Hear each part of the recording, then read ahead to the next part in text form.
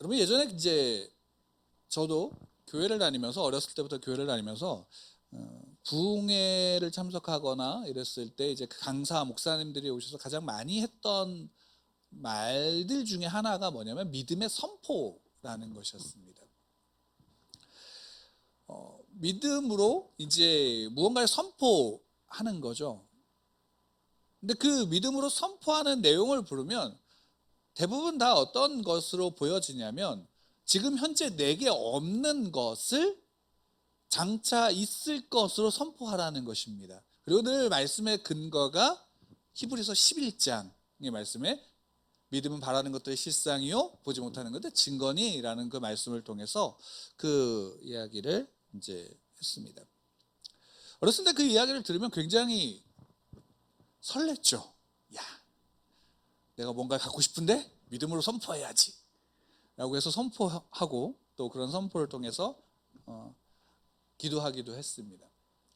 대부분 이제 이런 선포가 무엇과 관련되어졌냐라고 본다면 대부분 이제 제가 이제 학생 때는 그 부흥회에 참석했을 때마다 그 선포는 항상 뭐와 관련되면 대학에 진학하는 문제 또는 이제 대부분 또 어떤 것들이 있냐면 어떤 경제적인 문제의 해결들 또는 어떤 삶의 곤고함 속에 있는 그런 문제 해결들과 좀 연관이 된 경우가 많았습니다. 그러다 보니까 그 선포를 많이 하죠. 근데 그 선포를 저도 했을까요, 안 했을까요? 했는데 왜 안 됐죠? 그러니까 대부분은 그 선포를 믿음으로 선포를 하고 하는 부분들이 이제 우리가 믿음을 갖고 있기 때문에 한 것이죠. 근데 그 믿음을 갖고 있기 때문에 한 것의 대부분은 저는 개인적으로 제 개인의 경험 또 제 주변에 있는 분들의 대부분의 경험을 보면 그 선포대로 이루어진 결과를 본 적은 별로 없어요. 물론 그 중에 소수 어떤 분들은 그 선포한 대로 실제적으로 삶의 문제들이 해결되어지고 또 어떤 이제 경제적인 이제 풍성함들을 누리기도 하고 대학에 들어가기도 하고 어떤 지위에 올라가기도 했습니다. 실제로 뭐 그렇다고 해서 제가 그런 믿음의 선포를 해서 믿음의 경험이 없느냐? 아니요. 저도 이제 기도했을 때 그 기도가 이루어지는 것을 경험을 했고 그 경험으로 말미암아 제가 이제 어려서부터 지금의 자리까지 이제 찬찬히 올라올 수 있게 되었습니다. 다만 뭐가 이제 좀 이제 마음에 늘 짐이 됐냐면 그 믿음의 선포라는 것이 결국 항상 어떤 것과 연관이 되어지냐면 결국 우리가 살아가는 현세의 물질 세계에 있는 것과 연관이 되어진다라는 것이에요. 그리고 그 물질 세계의 것들과 연관돼서 그 물질 세계에서 요구하는 바라는 소위 말한다면 힘 아니면 어떤 물질적인 어떤 지위들 아니면 실제로 물질인 돈 이런 부분들 또는 건강의 문제들과 연관이 돼서 그것을 향한 믿음의 발현들이 믿음의 선포들이 이루어지는 경우가 상당히 많게 되어지는데 문제는 뭐냐면 그것이 이루어지고 안 이루어지고가 하나님의 전지전능함과 하나님의 하나님 되심과 소위 말한다면 같은 수준에 있는 것일까요? 전혀 다른 수준에 있는 걸까요? 전혀 다른 수준에 있는 거예요. 그것과 하나님을 비교한다라는 것은 하나님의 능력을 비교하고 거기에 하나님의 살아계심을 증거한다고 한다면 저는 개인적으로 그것은 결국 무엇과 같으냐면 이 세상에 우리가 하나님을 믿지만 하나님을 알지 못하는 자로 살아가는 것과 같다라고 봅니다. 그게 어디에 성경에서 우리에게 정확하게 보여주느냐면 사사기에 나오는 사사시대의 모습들을 보면 알 수 있습니다. 여러분 사사시대에 나왔던 이스라엘 백성들은 그 시대를 살아갈 때 하나님의 역사를 경험했을까요? 못했을까요? 경험했어요. 그리고 실제로 사사기는 어떠하냐면 그 경험의 결과로 그 후손들이 가나안 땅을 정복해서 그 땅에서 살아가고 있는 거예요.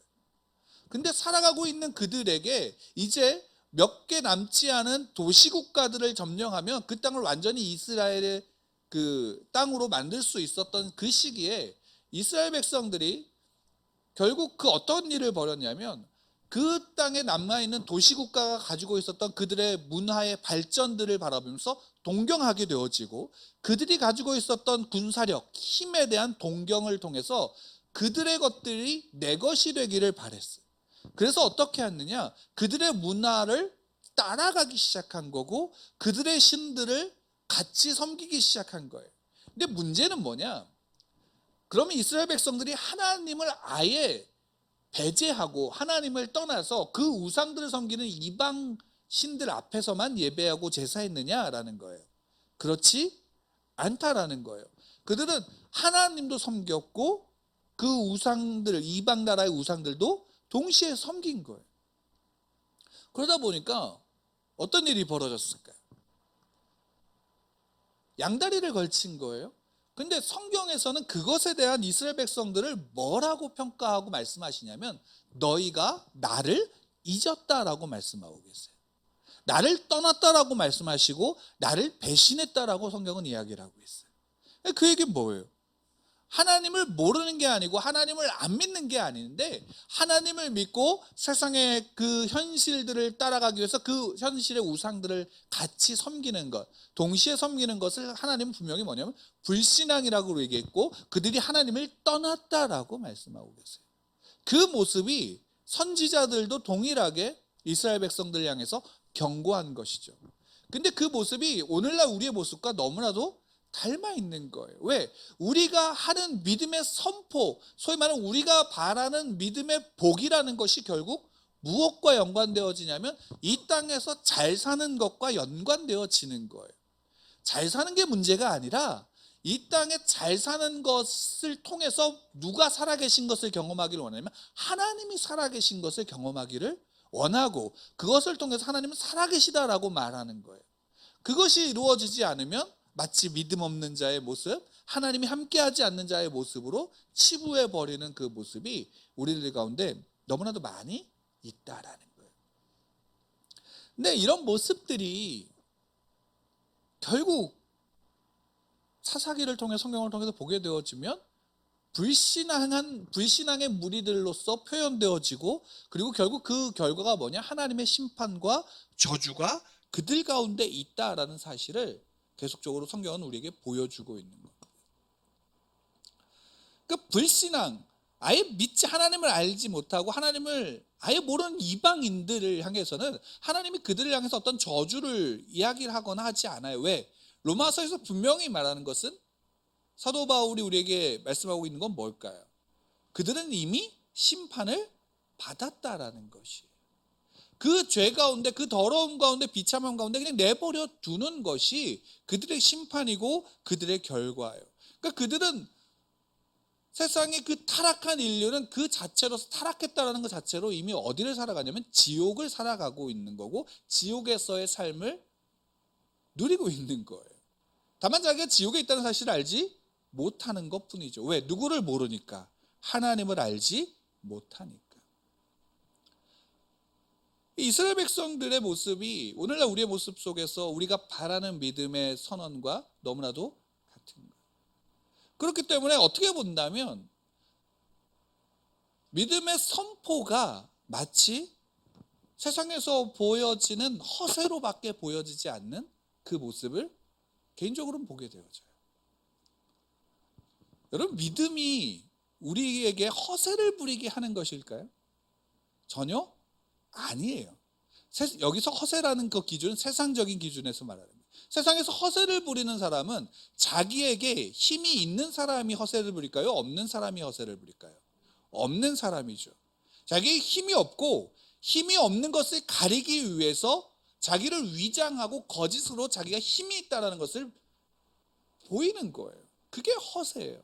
그 결과 알맹이를 보면 알맹이가 없고 쭉정이밖에 남지 않은 그런 모습인 것이죠. 근데 기독교의 믿음이, 우리가 성경을 통해서 기독교가 갖는 하나님을 믿는 믿음이 그와 같은 것이냐라면 절대로 그렇지 않은 거예요. 우리가 우리의 삶의 문제들을 해결하기 위해서 하나님 앞에 간구하고, 그 하나님 앞에 간구함으로 우리가 믿음으로 그것이 해결되어졌다라고 선언하는 것. 근데 그것이, 그 선언이 단지 그 문제의 해결에만 집중이 되어졌다면 그것은 세상에서 허세를 부리는 것과 마찬가지밖에 되지 않아요. 그것이 올바른 믿음이다라고 본다면 그것은 오히려 어떤 면은 반쪽짜리 믿음으로밖에 보여지지 않는 거예요. 그리고 그 믿음을 가만히 보게 되어지면 조금 나쁘게 얘기하면 여러분 그 믿음은 굉장히 세속적인 믿음일 수밖에 없어요. 그렇지 않아요? 그리고 그 믿음은 마치 누구를 중심으로 한 믿음이냐? 자기 중심, 인간 중심의 믿음이에요. 그리고 인간 중심의 믿음의 극치를 보여주는 게 뭐냐면 무속신앙이에요. 그렇지 않아요? 우리나라에 가지고 있는 토독신앙 중에 누구나 다 할 수 있는 거, 밤에 심야에 새벽에 깨끗한 물, 소위 말하면 정한수를 떠놓고 그 앞에서 천지신명한테 비는 모습, 그 천지신명, 하늘과 땅에 있는 모든 신들한테 비는데 그 비는 신들은 누구와 되든지 상관없듯이 뭐만 이루어주면 돼요? 내 소원만 이루어지면 되는 거예요. 그 소원을 이루어지기 위해서 자기의 열심과 신앙의 모습을 보여주는 거죠. 거기에는 그 신이 어떤 존재든 상관이 없어요. 그냥 내 소원만 이루어지면 장땡인 거예요. 그게 무속신앙의 모습이에요. 그럼 달리 얘기하면 오늘날 우리가 가지고 있는 기독교 신앙, 하나님을 믿는 신앙과 그 소위 말하면 우상을 섬기는 무속신앙과 다른 게 뭔가요? 다른 게 없는 거예요. 그것만 본다면. 또 하나는 뭐냐면 극단적으로 하나님을 중심으로만 펼쳐지면 어떤 일이 벌어질까요? 그 하나님을 굉장히 비인격적인 존재로 그리게 되는 거예요. 그 인격적인 존재 앞에서 자기가 구원받기 위해서 자기의 것들을 다 포기하고 누구의 신앙의 열심으로만 그 앞에 보여지는 거예요. 그 신앙의 열심을 보여야지만 누가 구원받을 수 있어요? 자기가 구원받을 수 있으니까. 근데 그런 신앙을 가지고 있는 사람들은 대부분 어떤 신앙의 모습을 보이냐면 맹목적이에요. 그 말씀의 의미와 깊이와 진리를 깨닫는 게 아니라 그냥 맹목적으로 그냥 아무 생각 없이 따라가는 존재밖에 되지 않아요. 근데 놀랍게도 그런 신앙을 가진 사람들 중심에는 항상 어떤 사람이 있냐면 사이비 교주 같은 사람들이 있을까요, 없을까요? 있어요. 사이비가 그렇게 생기는 거예요. 근데 기독교 신앙 안에, 기독교 교회들 안에, 이건 우리나라뿐만 아니라 전 세계도 마찬가지예요. 그런 모습들이 있나요, 없나요? 있어요. 그게 현실이에요. 그리고 그건 어떤 시대든지 똑같아요. 그러면 그 안에서 올바른 신앙을 가지고 참된 성경에서 이야기하는 또 기독교적인 신앙을 가지고 살아간다는 것이 무엇이냐라는 부분을 우리가 성경을 통해서 알고 배워야 할 필요가 있는 거예요. 여러분 분명하게 말씀을 드리는 것 중에 하나가 여러분 기독교 신앙은 비상식적이지 않아요. 비상식적인 것들을 추구하는 것과 초월적인 하나님을 믿는 것과는 전혀 달라요. 왜? 하나님을 정말로 극단적으로 하나님만을 믿고 신본주의라고 이야기했을 때 그 극단적인 맹목적인 신앙을 가지고 있는 사람들은 그 인간관계가 어떻게 되나요? 다 끊어지게 되어질 수밖에 없어요. 왜? 하나님만을 사랑하는 것으로 모든 것들이 끝난다라고 하기 때문에. 근데 예수님께서 분명히 말씀해 주신 게 뭐냐면 계명의 가장 큰 게 뭐예요? 하나님을 사랑하고 내 이웃을 내 몸과 같이 사랑하라는 거예요. 그게 같이 이루어지는 거예요. 하나님의 관계가 이루어지고 온전하게 회복되어지면 사람과 사람의 관계가 회복되어지는 것이고 사람과 자연의 관계가 회복되어지는 거예요. 이게 결코 따로따로 분리돼서 보는 것은 그냥 우리가 이해하기 쉽게 하기 위해서 그렇게 분리를 하는 것뿐이지 실상 그 하나가 하나로 이루어지는 것이 올바른 신앙의 모습이에요. 그래서 내가 그 성경에 있는 하나님의 말씀을 읽지 않고 그 말씀을 향해서 내 삶을 보지 않으면 내 신앙을 그 안에서 점검하지 않으면 우리의 신앙은 왜곡된 헛된 신앙으로밖에 나아갈 수 없는 거예요. 그게 우리의 모습이에요. 근데 그 모습 속에서 사도행전을 왜곡되게 너무 극단적으로 성경을 보면서 사도행전을 보게 되어지면 무엇에 가장 초점을 맞추게 되어지냐면 성령이 너희에게 임하시면 너희가 권능을 받는다라는 게 초점을 맞춰요. 그리고 권능을 받으면 어떤 일이 이루어지느냐? 한 번 설교를 하면 3,000명이 회심을 한다는 결과에 초점을 맞추게 되는 거예요.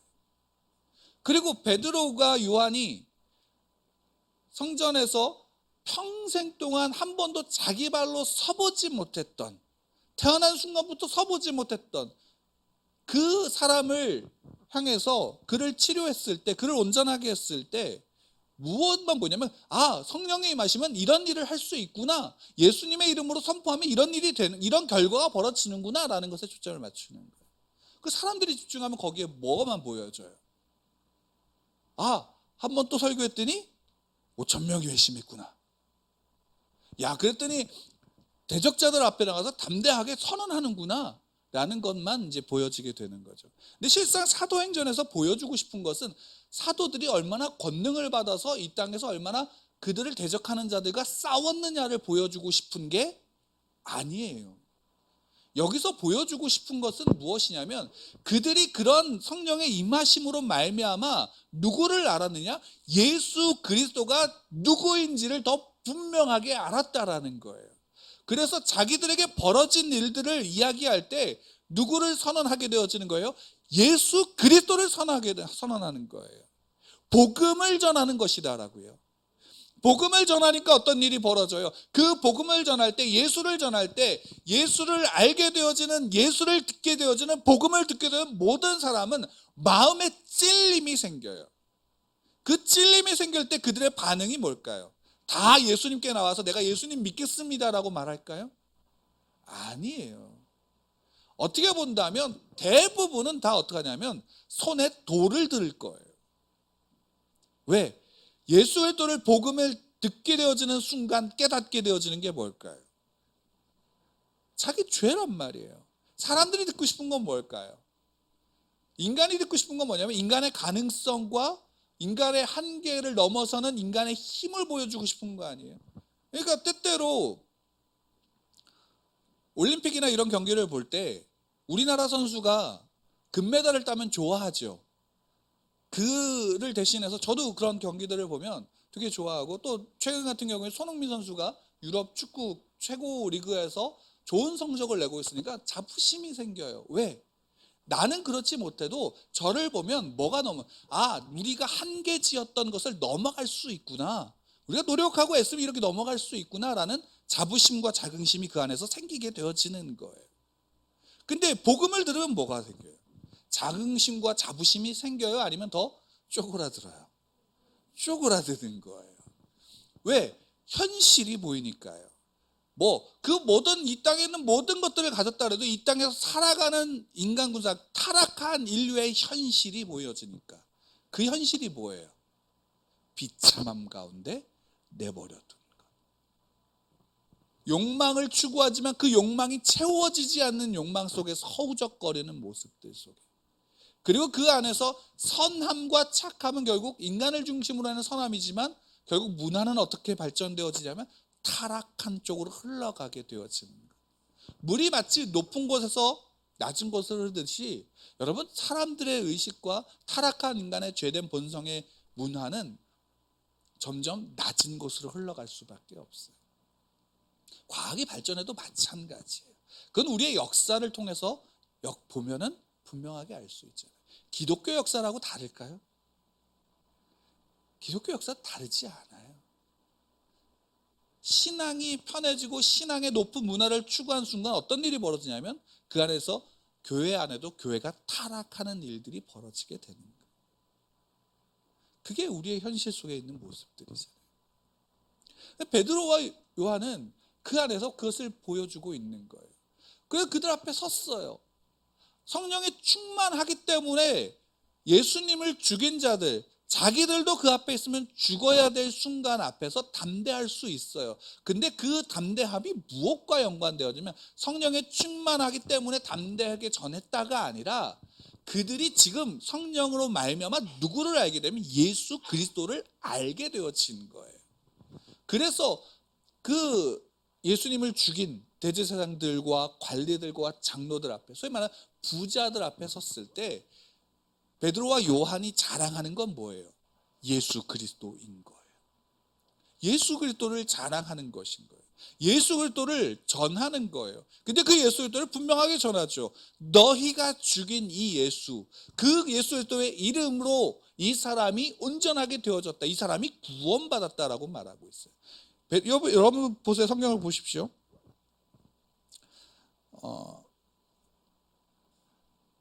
9절에 보면 만일 이 병자에게 한 착한 일에 대하여 이 사람이 어떻게 구원을 받았느냐고 오늘 우리에게 질문한다면 이라고 되어져 있죠. 이 사람이 어떻게 치료되었는지를 묻는 게 아니라 그것은 중요하지 않은 거예요. 뭐가 중요해요? 이 사람이 구원받은 것이 중요한 거예요. 누구의 이름으로? 예수 그리스도의 이름으로. 여러분, 이것이 이 땅에 그리스도인들이 전하고 그리스도인들이 살아가야 되는 삶의 모습이 바로 이것인 거예요. 그리스도인의 믿음은 예수 그리스도로 말미암은 믿음으로 말미암아서 그 땅을 살아가는 거예요. 그리고 이 모습이 볼 때는 대제사장들이 볼 때는 어땠을까요? 가소롭지 않았을까요? 물론 그들 옆에 그 기적을 행한 사람, 그로 인해서 온전하게 돼 구원받은 사람이 있고 그 옆에 또 그들을 바라보면서 동경하는 눈으로 쳐다보고 있는 사람들이 있고 그를 따르는 무리들이 있으니까 그들을 두려워서 아무것도 못한 거지 베드로와 요한을 무서워한 거는 아니에요. 물론 하나님께서 하나님의 뜻 가운데 있는 자들은 그 뜻이 온전하게 성취될 때까지 하나님이 보호하시죠. 그게 하나님의 자녀의 특징이에요. 그럼 베드로와 요한만 그런가요? 아니에요. 모든 그리스도인들이 동일한 거예요. 여러분들도 마찬가지예요. 여러분들의 인생에 여러분들의 삶 속에서 하나님이 여러분들을 통해서 이루시고 성취하시는 그 순간까지 여러분들은 이 땅에서 살아갈 거예요. 그 안에서 무엇과 동행하면 하나님과 동행하는 삶을 살아가면서 하나님을 더 알아가는 삶을 또 하나님과 더 친밀함 속에서 그리스도인의 빛을 여러분들이 이 땅 가운데 비추게 될 것이에요. 그때 전해야 되는 건 내가 어떤 부를 축적했고 이 땅에 물질이 얼마나 가졌고 어떤 지위에 올랐느냐가 우리의 자랑거리가 되는 게 아니라 예수 그리스도인 거예요. 내가 구원받은 것에 기뻐하고 감사하는 것, 찬양하는 것, 그것이 성도의 모습 가운데 있는 거예요. 근데 여러분, 제가 오늘 말씀의 제목을 허세를 부르는 믿음이라고 정했던 이유 중에 하나가 또 여기에 있어요. 저는 이 모습을 보면서 어떤 생각이 들었냐면 어린 아이들이 생각이 난 거예요. 어린 아이들을 보게 되어지면, 저도 이제 아이를 키우고 있지만 어린 아이들은 다 대부분 좀 이런 과하게 뻥쟁이들이에요. 어떻게 그렇게 허세를 많이 부리는지 모르겠어요. 자기가 가진 건 아무것도 없어요. 근데 뭔 자랑할 게 그렇게 많은지 모르겠어요. 근데 재밌는 사실은 뭐냐면 여러분, 아이들을 보면서 아이들한테 너 그래 뻥치고 다니냐? 왜 이렇게 허세를 부리냐라고 말하는 어른이 있어요, 없어요? 왜 그럴까요? 이상하지 않으세요? 왜 그러세요? 아이가 그냥 어리니까, 그러니까 귀여워서라고 생각하시면 오산이에요. 왜냐하면 예수님이 말씀하셨죠. 어린아이와 같지 않으면 천국에 들어갈 수 없느니라. 어린아이와 같다라는 게 뭘까요? 어린아이들은 그 삶의 모든 기준이 누구예요? 부모이기 때문이에요. 그러니까 부모를 향한 절대 의존의 신뢰와 믿음이 있는 거예요. 그러니까 아이들은 부모를 통해서 세상을 봐요. 그리고 부모를 통해서 세상을 살아가요. 그리고 부모를 통해서 부모를 기준으로 말미암아 그 삶을 살아간다고요. 잘하게 되어지는 거예요. 그러니까 그 아이들은 자기에게 뭐가 없어도 누구를 믿고 이야기하는 거예요? 부모를 믿고 이야기하는 거예요. 부모가 기준이 되는 거예요. 부모가 내가 없어도 부모가 해줄 것이다라는 것을 믿는 거예요. 그러니까 아이들이 자랑을 하고 또 때로는 허세를 부리는 것처럼 보여도 그 이야기를 듣는 다른 사람들은 그 아이를 보는 게 아니라 누구를 보는 거예요? 부모를 보는 거예요. 왜? 그 부모가 어떤 사람인지 알면 저 아이의 말이 맞구나라고 말하는 거예요. 그러니까 그거를 가지고 허세라고 부린다고 말하지 않게 되어지는 거죠. 저도 가끔 저희 아이를 보면서 너는 왜 이렇게 허세를 부리냐라고 얘기를 하지만, 그런 아이들을 보면, 그러니까 부모와의 관계를 통해서 아이들은 어떻게 돼요? 자라게 되어지는 거예요. 건강한 아이들을 보면 위축이 잘 들지 않아요. 그리고 위축 들었다 하더라도 그 자리에 부모가 있으면 고개를 들어요. 그게 아이들이에요. 근데 신앙이 그와 같은 거예요. 우리의 신앙, 그리스도교의 신앙은 우리가 이 땅에서 비인격적인 존재로 살아가는 게 아니라 인격적으로 어린아이와 같이 누구를 절대적으로 의존하냐면 하나님을 의지하는 거예요. 그래서 하나님의 자녀된 자로 살아가는 거예요. 이 땅을 살아가는 기준이 뭘까요? 하나님이에요. 하나님의 말씀을 우리의 삶의 기준으로 삼고 그 말씀으로 말미암아 세상을 살아가고 세상을 배우는 거예요. 그러면 그것이 어떤 일이 벌어지냐면 우리로 말미암아 이 땅에서 우리가 추구해야 되는 것, 내게 비록 없지만 내가 가진 것이 무엇인지를 알고 그것을 선언하는 거예요. 그게 예수 그리스도예요. 왜? 예수 그리스도로 말미암아 구원을 얻고 구원을 얻은 자가 하나님의 자녀되는 복을 누리니까요. 우리의 삶에 그래서 늘 우리 안에 성령께서 계시는 거잖아요. 그러니까 그리스도인들은 하나님을 근거로 해서 때로는 허세를 부리는 거예요. 내가 지위가 있고 내가 돈이 있고 내가 건강하기 때문에 예수를 전하는 게 아니에요. 기독교인의 허세는 예수 그리스도예요. 여러분, 내가 무엇을 가졌다, 나는 지금 가난하지만 난 부자가 될 거야 라는 것이 믿음이 아니라, 기독교인 하나님의 사람들, 자녀들의 믿음은요, 내가 가난하던 어쨌든 나의 자랑은 예수 그리스도고 내 기쁨은 예수 그리스도고 나의 모든 삶의 기준이 예수 그리스도야 라고 예수 그리스도를 전하는 거예요. 그 외에 다른 것이 있을까요? 없을까요? 없는 거예요.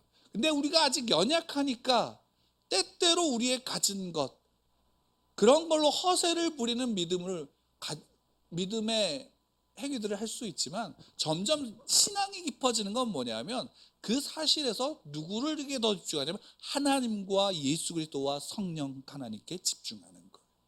그리고 그분으로 말미암은 모든 것을 누리는 것. 그게 기독교의 신앙이고 믿음이고, 이게 다른 종교와 다른, 하나님이 그래서 친히 오신 거예요. 하나님이 친히 오신 거예요. 어떤 종교에서 신이 친히 와서 인간을 위해서 자기를 희생할까요? 영화에서나 그런 일들이 만들어지고 보여지는 거죠. 성경에서 우리에게 그것을 말씀해 주고 계시는 거예요. 예수님이 그래서 친히 오신 거예요. 오셔서 죄와 비참함과 저주에 타락한 자들, 죄 아래서 죽음 가운데 있는 자들에게 오셔서 그 피로 사시고 생명을 주시는 거예요. 이게 성경에서 우리에게 이야기해준 재창조의 모습이에요. 흙으로 빚어진 존재, 그 본질이 흙인 존재가 하나님의 영으로 말미암아 생명을 얻었듯 살아있는 존재가 되었듯이, 타락하여 죄 아래 죽은 자가 비참함 속에서 살아가는 자가 이제 예수 그리스도로 말미암아 그 피로 씻김을 받고 그의 영으로 살아있는 존재가 되는 거예요. 그게 성도의 구원이고요. 그리고 그 존재가 어떻게 돼요? 이 땅에서 무엇으로 빛나냐면 빛으로서 빛나는 거예요. 빛으로서 빛나는 거예요. 여러분, 빛으로 살아간다는 것, 그리스도인들이 믿음으로 빛으로 살아간다는 것은 뭐냐면, 여러분 이것을 생각해 보시기 바랍니다. 빛과 어둠은 싸울까요? 안 싸울까요? 빛과 어둠은 싸우지 않아요. 빛이 있으면, 빛이라는 존재가 그 자리에 있으면 어둠은 물러가게 되어져 있는 거예요. 여러분들이 있는 자리에서 여러분들이 무엇인가 하는 게 아니라 여러분들 안에 여러분과 함께 하신 성령의 그 존재가, 그 말 다르게 얘기하면 여러분들의 그 존재가 그곳에서 비친 거예요. 그리고 그 빛의 유일한 증거는 뭐예요? 예수 그리스도이신 거예요. 그러니까 베드로는 이야기하는 거예요. 너희가 예수를 전하지 마. 아니, 너희 정말 생각해봐. 하나님을 전하는 것, 하나님의 말씀을 전하는 것, 복음을 전하는 것, 이거 안 할 수 없어. 그것이 사도 바울의 모습이었고요. 그것이 오늘날 우리의 모습이어야 되는 거예요. 내가 무엇을 가졌느냐 아니냐, 어떤 지위가 있느냐 아니냐가 아닌 거예요. 여러분, 이 사실을 믿으시길 바랍니다.